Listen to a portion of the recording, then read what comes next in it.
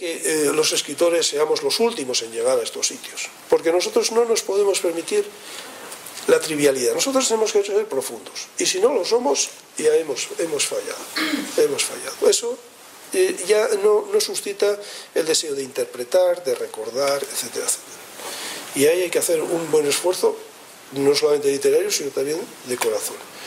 Y como había tantas historias y tantos testimonios, decidí dar una impresión de tragedia general. Y afortunadamente se me ocurrió, de repente, como se ocurren estas cosas, ahí mientras uno se ducha o mientras va a hacer la compra, de repente el cerebro, que estaba tan remolón y tan perezoso, zaps, te da la idea que salva del asunto o que permite darle una estructura, etcétera, ¿no? Y entonces, como habrán visto, la última palabra de cada pieza coincide con la primera o las primeras de la siguiente. De manera, y también la última del cuento con la primera inicial. De manera que se podría empezar a leer por cualquier sitio, ¿no? O sea que no están inconexas las historias. En un texto cualquiera, en cuanto se introducen personajes, se narrativiza, o sea, se convierte en historia, sea lo que sea. Y son precisamente los personajes, o sea, el elemento humano, lo que fundamenta la narración, sea en el caso de una novela, o sea en el caso de un relato corto o de un microrelato. Ahí donde no hay personaje, o sea, donde no hay trasuntos humanos, no hay relato. Entonces, a mí los temas me la refanfinflan. Hay unos que me tiran más que otros. Pero yo sé que si no coloco ahí a una mujer, a una niña, un perro, etcétera, eso no es historia, eso no rueda. Y lo que yo hice en ese cuento, Lengua Cansada, fue poner la perspectiva de un niño bueno, un niño dócil, que ha tenido mala suerte de vivir en una familia desestructurada, como se dice hoy día.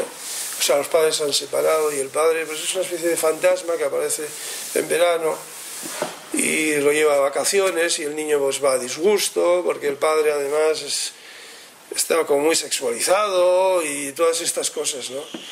Y entonces en este cuento necesitaba yo la complicidad del lector. La complicidad del lector es muy importante en los cuentos. Si el cuento no agota una historia y cuanto más breve es el texto, más tiene que poner el lector de su parte. Entonces se le dan unos elementos y a partir de ahí el lector completa la historia, llena los huecos.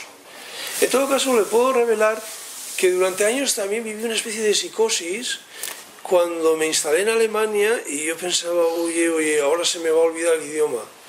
O no es que se me vaya a olvidar, sino se me va a oxidar, porque surgirán nuevos giros, nuevos chistes, y estos cabroncetes van a hacer evolucionar el idioma estando yo ausente, ¿no?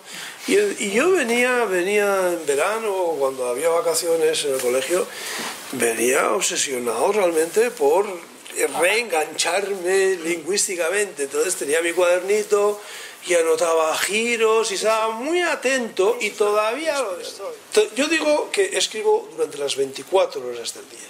Es decir, no físicamente, pero todo lo que yo veo, oigo, percibo, huelo, es susceptible de un provecho literario alguna vez. Ese Fernando todavía persiste en mí. Claro que no voy a hacer el ridículo de comportarme como un jovencito a estas alturas. Pero en aquellos tiempos en que éramos tan extravertidos y provocadores, gamberros, en definitiva sanos, aunque cometimos algunos actos injustos, de los que nos hemos arrepentido en público, porque hicimos verdaderas gamberradas, martillo en mano, a veces dejábamos el mobiliario urbano. Claro, nosotros decíamos que lo mejorábamos, ¿no? Pintábamos el peñón al viento, lo mejorábamos, le pusimos un pijama para que no pasara frío, etcétera, etcétera. Y gratuitamente. Yo, gracias a Clock, llegué a 2 lecciones que me han servido hasta ahora y que todavía me sirven. Una es darme cuenta de que la rebeldía continuada es una forma de acomodo. Es decir, en cuanto una persona desarrolla mecanismos automáticos, cesa de pensar, cesa de innovar. En el fondo se está repitiendo y está haciendo lo fácil. Eso fue lo primero que me di cuenta. Y a veces ser rebelde supone, pues no sé, recuperar formas tradicionales, etcétera, etcétera. Y la otra lección es el humor. Y yo esa no la he perdido, aunque a veces algunos me la hacen perder. Claro que el humor a veces no es útil para determinadas realidades. Entonces, si estoy yo escribiendo sobre el dolor ajeno, sobre víctimas de unos terroristas, pues no me permito el humor.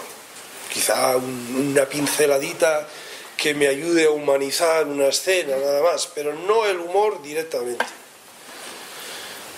Ese Aramburu juguetón, bromista, aficionado a las distorsiones surrealistas todavía está. Y en el menú hay un cuento que está sacado de esto, de esa parte mía que me lleva a escribir sonriendo y a veces soltando carcajadas. Claro, yo sé que todos los lectores no me acompañan, porque no todos no tienen la voluntad o el deseo de acompañarme en ciertas gamberradas literarias, pero no creo que cese nunca de ellas. Y el cuento Mártir de la Jornada es una burla literaria de principio a final.